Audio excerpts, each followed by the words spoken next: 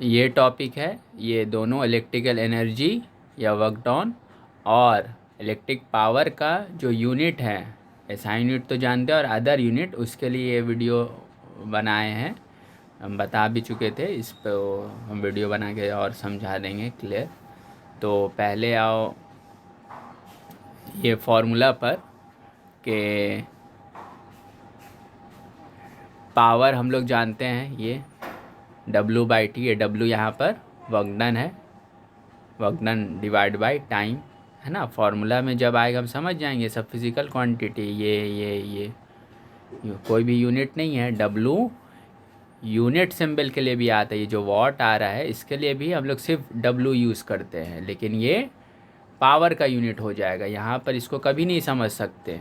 जब पावर आएगा 1 kilowatt, 1 kilowatt is equal to 1000 W लिखेंगे तब यहाँ पे समझ जाएंगे ये यूनिट है, क्योंकि ये कन्वर्जन वाला रिलेशन है। फार्मूला वाला समझ में आ जाता है कौन सा फार्मूला, ये फार्मूला है और कब यूनिट का जो रिलेशन होता है ये क्लियर हो जाता है ये चीज़ से। तो यहाँ पर ये W/T ये वर्क डन है डिवाइड बाय टाइम। तो वर्क डन का यूनिट क्या होता है, ये एनर्जी का एसआई यूनिट जूल होता है, और डिवाइड है, डिवाइड के लिए यूनिट में स्लैश लिखते हैं। टाइम का यूनिट क्या होता है, सेकेंड, तो जूल बाय सेकेंड हो गया, समझ में आ गया। उसी के लिए एक वर्ड चूज़ किया गया है।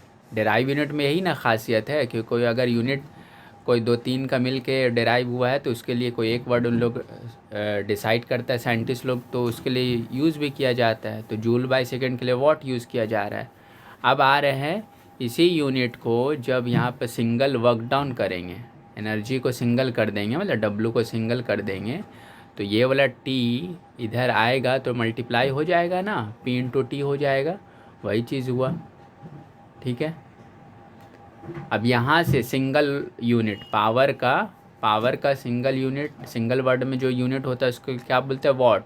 वहाँ से अगर यूनिट डिराइव करेंगे W का तो ये पावर का ये वॉट और T का सेकेंड, तो मल्टीप्लाई में बीच में डैश दे देते हैं, या कुछ नहीं भी देंगे डॉट भी देंगे तो भी चलेगा।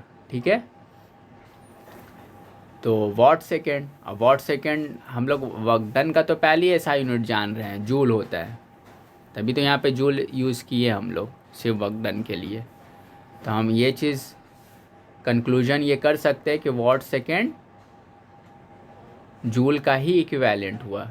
जूल बोले या वॉट सेकेंड बोले, क्लियर। ऐसे भी वॉट के जगह पर ये जूल बाय सेकेंड पुट करो ना, जूल बाय सेकेंड स्लैश मतलब, और ये एस मल्टीप्लाई में मल्टीप्लाई, तो ऐसे कटने जूल तो वापस आ ही जाएगा।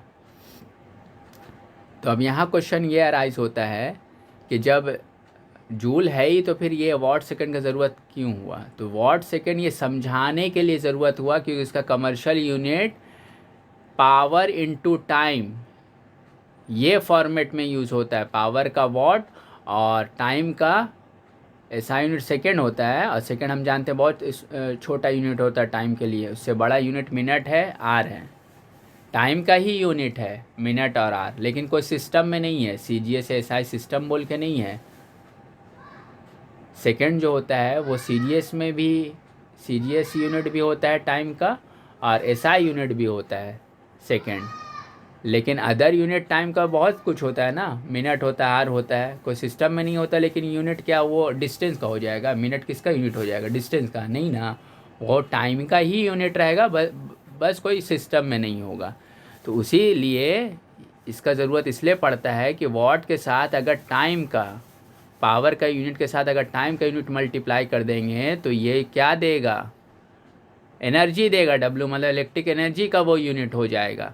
इसीलिए अदर यूनिट यानी कि वॉट आर भी होगा, वॉट मिनट भी होगा, वो एनर्जी का यूनिट हो जाएगा। इसीलिए अदर यूनिट ये चैप्टर में हम लाए हैं।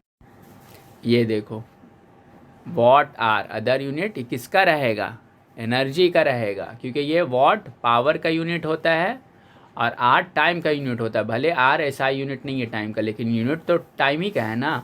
तो पावर इनटू टाइम का यूनिट से मल्टीप्लाई फॉर्मेट में रहेगा, तब वो पावर का नहीं हो सकता, ये नहीं हो सकता। ठीक है।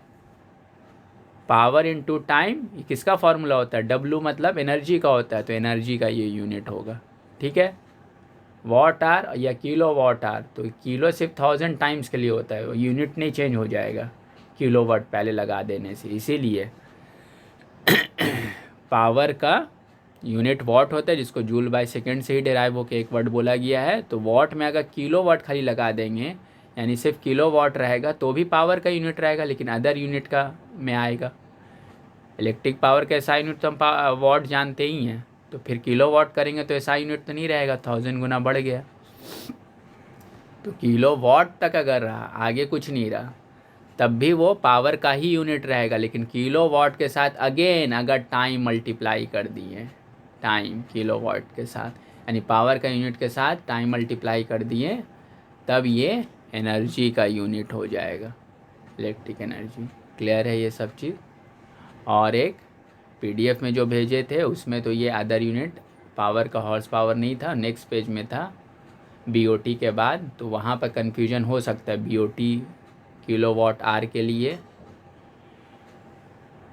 एनर्जी का यूनिट होता है, और उसके बाद अगर HP लिख दिया जाए तो बहुत कन्फ्यूजन होता है, दोनों एनर्जी का या दोनों पावर का समझ लेता है। इसीलिए ये वाला चार्ट को अच्छा से कॉपी कर लेना, और जो अलग से रिलेशन दिए थे 1 किलोवाट इज इक्वल टू 1000 वाट और 1 HP इज इक्वल टू 746 वाट, वो वाला BOT के साथ में मत लिखना, नहीं तो कन्फ्यूजन हो जाएगा, या लिख लेना heading other unit of power में।